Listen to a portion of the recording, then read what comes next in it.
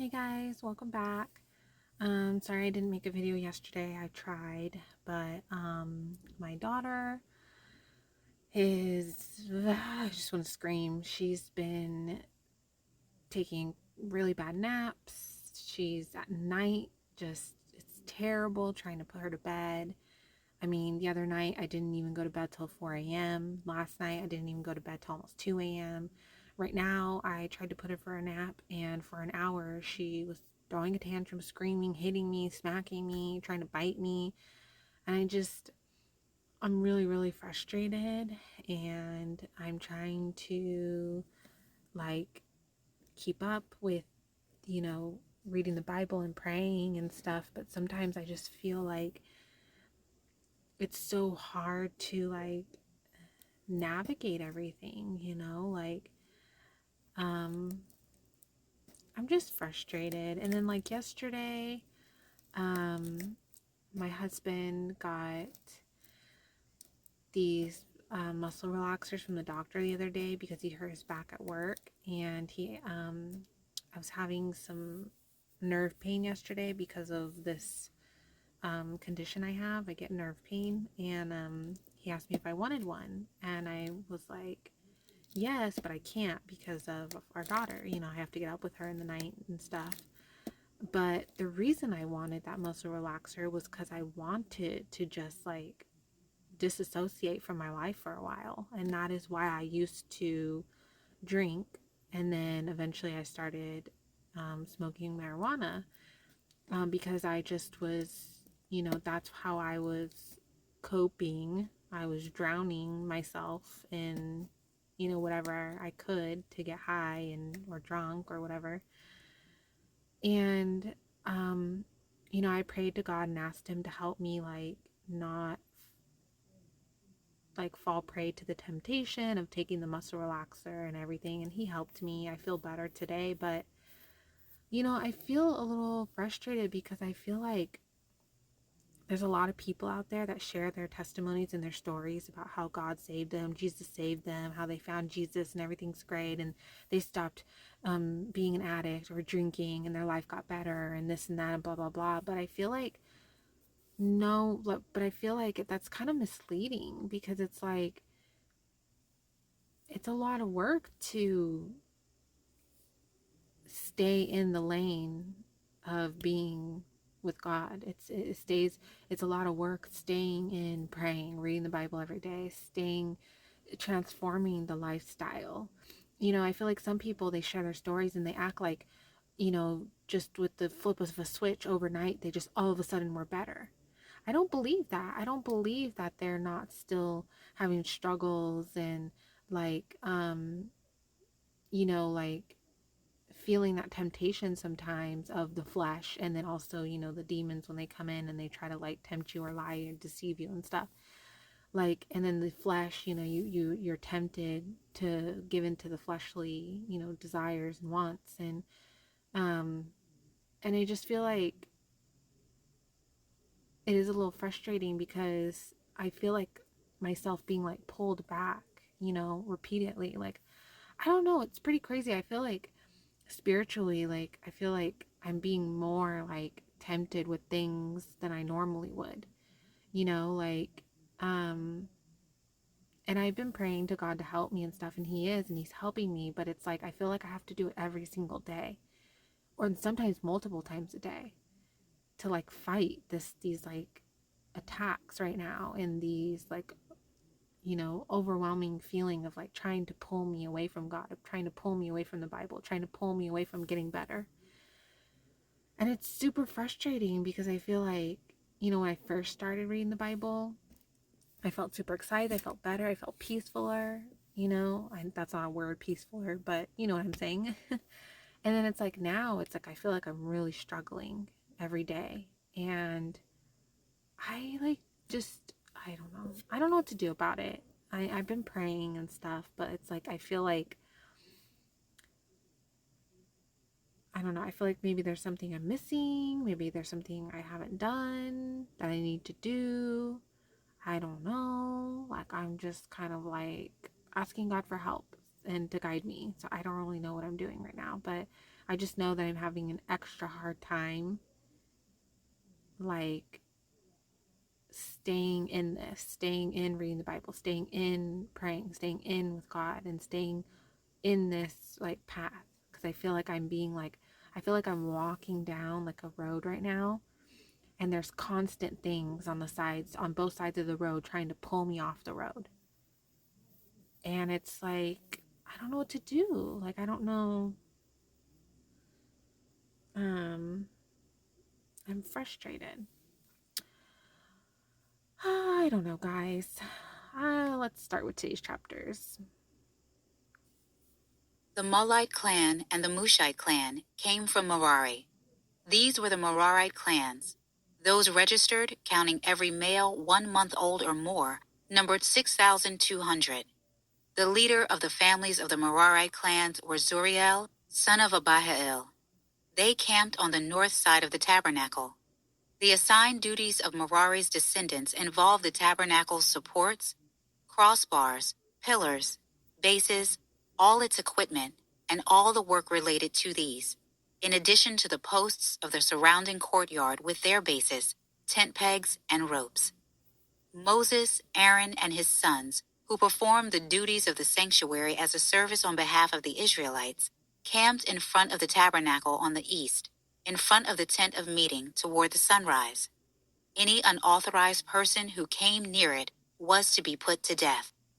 The total number of all the Levite males 1 month old or more that Moses and Aaron registered by their clans at the Lord's command was 22,000. The Lord told Moses, "Register every firstborn male of the Israelites 1 month old or more, and list their names. You are to take the Levites for me. I am the Lord, in place of every firstborn among the Israelites, and the Levites' cattle in place of every firstborn among the Israelites' cattle." So Moses registered every firstborn among the Israelites, as the Lord commanded him. The total number of the firstborn males 1 month old or more, listed by name, was 22,273. The Lord spoke to Moses again. "Take the Levites in place of every firstborn among the Israelites, and the Levites' cattle in place of their cattle. The Levites belong to me. I am the Lord. As the redemption price for the 273 firstborn Israelites, who outnumber the Levites, collect 5 shekels for each person, according to the standard sanctuary shekel, 20 gerahs to the shekel. Give the silver to Aaron and his sons as the redemption price for those who are in excess among the Israelites." So Moses collected the redemption amount from those in excess of the ones redeemed by the Levites. He collected the silver from the firstborn Israelites, 1,365 shekels, measured by the standard sanctuary shekel. He gave the redemption silver to Aaron and his sons in obedience to the Lord, just as the Lord commanded Moses. The Lord spoke to Moses and Aaron. "Among the Levites, take a census of the Kohathites by their clans and their ancestral families. Men from 30 years old to 50 years old, everyone who is qualified to do work at the tent of meeting." The service of the Kohathites at the tent of meeting concerns the most holy objects. Whenever the camp is about to move on, Aaron and his sons are to go in, take down the screening curtain, and cover the ark of the testimony with it. They are to place over this a covering made of fine leather, spread a solid blue cloth on top, and insert its poles. They are to spread a blue cloth over the table of the presence, and place the plates and cups on it, as well as the bowls and pitchers for the drink offering.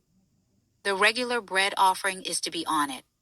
They are to spread a scarlet cloth over them, cover them with a covering made of fine leather, and insert the poles in the table. They are to take a blue cloth and cover the lampstand used for light, with its lamps, snuffers, and fire pans, as well as its jars of oil by which they service it. Then they are to place it with all its utensils inside a covering made of fine leather and put them on the carrying frame. They are to spread a blue cloth over the gold altar, cover it with a covering made of fine leather, and insert its poles. They are to take all the serving utensils they use in the sanctuary, place them in a blue cloth, Cover them with a covering made of fine leather, and put them on a carrying frame. They are to remove the ashes from the bronze altar, spread a purple cloth over it, and place all the equipment on it that they use in serving: the fire pans, meat forks, shovels, and basins, all the equipment of the altar. They are to spread a covering made of fine leather over it, and insert its poles. Aaron and his sons are to finish covering the holy objects and all their equipment whenever the camp is to move on. The Kohathites will come and carry them, but they are not to touch the holy objects or they will die. These are the transportation duties of the Kohathites regarding the tent of meeting. Eleazar, son of Aaron, the priest, has oversight of the lamp oil, the fragrant incense, the daily grain offering, and the anointing oil. He has oversight of the entire tabernacle and everything in it, the holy objects and their utensils. Then the Lord spoke to Moses and Aaron, "Do not allow the Kohathite tribal clans to be wiped out from the Levites. Do this for them so that they may live and not die when they come near the most holy objects. Aaron and his sons are to go in and assign each man his task and transportation duty. The Kohathites are not to go in and look at the holy objects, as they are covered, or they will die." The Lord spoke to Moses, "Take a census of the Gershonites also, by their ancestral families and their clans. Register men from 30 years old to 50 years old, everyone who is qualified to perform service, to do work at the tent of meeting." This is the service of the Gershonite clans regarding work and transportation duties. They are to transport the tabernacle curtains, the tent of meeting with its covering and the covering made of fine leather on top of it, the screen for the entrance to the tent of meeting, the hangings of the courtyard, the screen for the entrance at the gate of the courtyard that surrounds the tabernacle and the altar, along with their ropes and all the equipment for their service. They will carry out everything that needs to be done with these items. All the service of the Gershonites, all their transportation duties, and all their other work is to be done at the command of Aaron and his sons. You are to assign to them all that they are responsible to carry. This is the service of the Gershonite clans at the tent of meeting, and their duties will be under the direction of Ithamar, son of Aaron the priest. As for the Merarites, you are to register them by their clans and their ancestral families. Register men from 30 years old to 50 years old, everyone who is qualified to do the work of the tent of meeting. This is what they are responsible to carry as the whole of their service at the tent of meeting: the supports of the tabernacle, with its crossbars, pillars, and bases, the posts of the surrounding courtyard with their bases, tent pegs, and ropes, including all their equipment and all the work related to them. You are to assign by name the items that they are responsible to carry. This is the service of the Merarite clans regarding all their work at the tent of meeting, under the direction of Ithamar, son of Aaron the priest. So Moses, Aaron, and the leaders of the community registered the Kohathites by their clans and their ancestral families, men from 30 years old to 50 years old, everyone who was qualified for work at the tent of meeting. The men registered by their clans numbered 2,750. These were the registered men of the Kohathite clans, everyone who could serve at the tent of meeting. Moses and Aaron registered them at the Lord's command through Moses. The Gershonites were registered by their clans and their ancestral families, men from 30 years old to 50 years old, everyone who was qualified for work at the tent of meeting. The men registered by their clans and their ancestral families numbered 2,630. These were the registered men of the Gershonite clans. At the Lord's command, Moses and Aaron registered everyone who could serve at the tent of meeting. The men of the Merarite clans were registered by their clans and their ancestral families. Those from 30 years old to 50 years old, everyone who was qualified for work at the tent of meeting. The men registered by their clans numbered 3,200. These were the registered men of the Merarite clans. Moses and Aaron registered them at the Lord's command through Moses. Moses, Aaron, and the leaders of Israel registered all the Levites by their clans and their ancestral families, from 30 years old to 50 years old, everyone who was qualified to do the work of serving at the tent of meeting and transporting it. Their registered men numbered 8,580. At the Lord's command, they were registered under the direction of Moses, each one according to his work and transportation duty, and his assignment was as the Lord commanded Moses. The Lord instructed Moses, "Command the Israelites to send away anyone from the camp who is afflicted with a skin disease, anyone who has a discharge, or anyone who is defiled because of a corpse. Send away both male or female. Send them outside the camp, so that they will not defile their camps where I dwell among them." The Israelites did this, sending them outside the camp. The Israelites did as the Lord instructed Moses. The Lord spoke to Moses, "Tell the Israelites, when a man or woman commits any sin against another, that person acts unfaithfully toward the Lord and is guilty. The person is to confess the sin he has committed. He is to pay full compensation, add a fifth of its value to it, and give it to the individual he has wronged.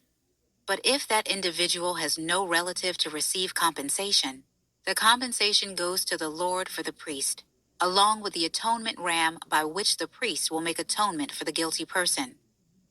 Every holy contribution the Israelites present to the priest will be his. Each one's holy contribution is his to give. What each one gives to the priest will be his." The Lord spoke to Moses, "Speak to the Israelites and tell them, if any man's wife goes astray, is unfaithful to him, and sleeps with another, but is concealed from her husband, and she is undetected, even though she has defiled herself, since there is no witness against her, and she wasn't caught in the act, and if a feeling of jealousy comes over the husband, and he becomes jealous because of his wife who has defiled herself, or if a feeling of jealousy comes over him, and he becomes jealous of her, though she has not defiled herself, then the man is to bring his wife to the priest.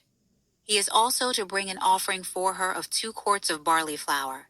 He is not to pour oil over it or to put frankincense on it, because it is a grain offering of jealousy, a grain offering for remembrance to draw attention to guilt. The priest is to bring her forward and have her stand before the Lord. Then the priest is to take holy water in a clay bowl, take some of the dust from the tabernacle floor, and put it in the water. After the priest has the woman stand before the Lord, he is to let down her hair and place in her hands the grain offering for remembrance, which is the grain offering of jealousy. The priest is to hold the bitter water that brings a curse. The priest will require the woman to take an oath and will say to her, "If no man has slept with you, if you have not gone astray and become defiled while under your husband's authority, be unaffected by this bitter water that brings a curse. But if you have gone astray, while under your husband's authority, if you have defiled yourself and a man other than your husband has slept with you, at this point, the priest will make the woman take the oath with the sworn curse, and he is to say to her, 'May the Lord make you into an object of your people's cursing and swearing, when he makes your womb shrivel and your belly swell. May this water that brings a curse into your stomach, causing your belly to swell and your womb to shrivel.' And the woman will reply, 'Amen, amen.'" Okay, I followed somewhat today.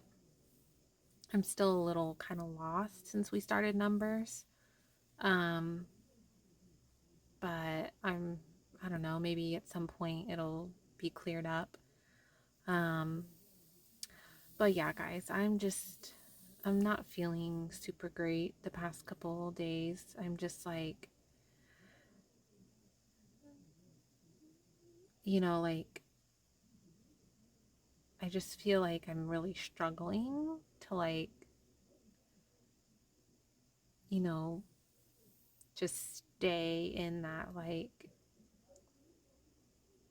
road that I was talking about, where, that road is to God and his word and everything. I don't know, it's just hard. And I feel like some people, you know, make it seem um, like, oh yeah, I was saved and everything's great now. And I just like,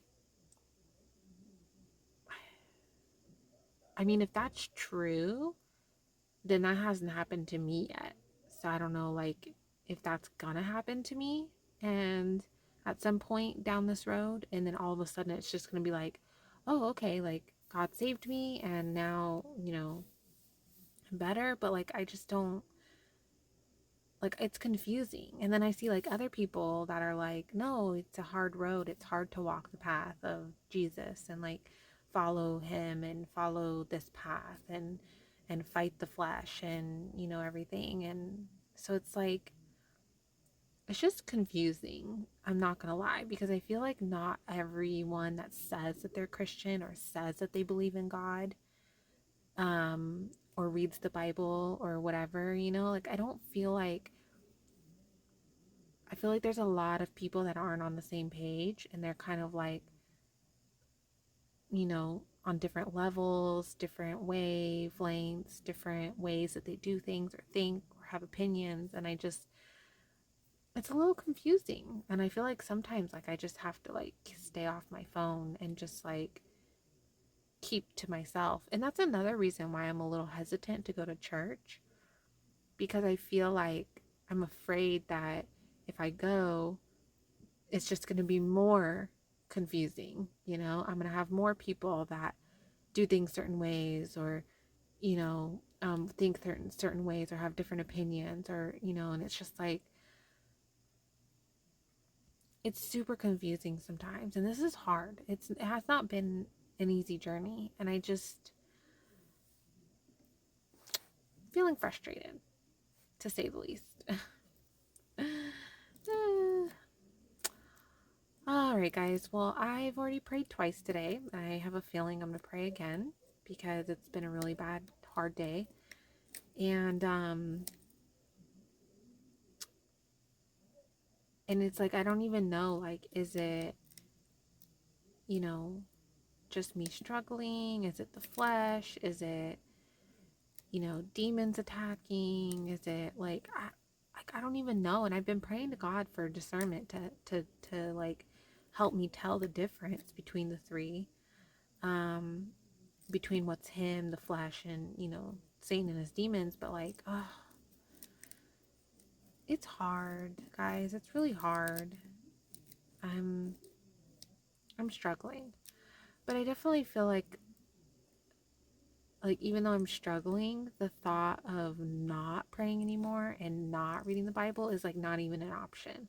Like that's not even like not an option. Like I'm going to continue reading the Bible. I'm going to continue praying. I'm going to continue down this road. But I'd be lying if I didn't say that the road when I first got on it was clear and everything was great. And then slowly obstacles and things started happening, and now I feel like it's just gotten stronger. I feel like the road is like churned into quicksand, and there's more and more things on each side that are pulling at me. And it's just like, I don't like, has this happened to other people? Like, I don't understand what's happening. Like, am I just being really spiritually attacked right now to keep me from God and reading the Bible? Like, I don't understand. Like, I don't know what's happening. I don't know like why this is going on, like, and it's just, I don't know what to do. I really don't know what to do. So I don't know, guys. I don't know. Well, like I said, I'm not going to stop, so I will talk to you guys tomorrow for tomorrow's chapters. Good night, guys.